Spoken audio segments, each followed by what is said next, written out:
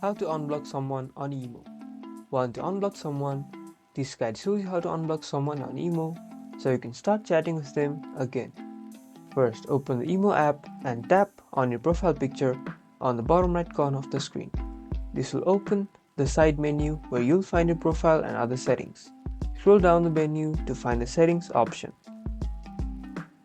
Scroll down the menu to find the security and privacy option.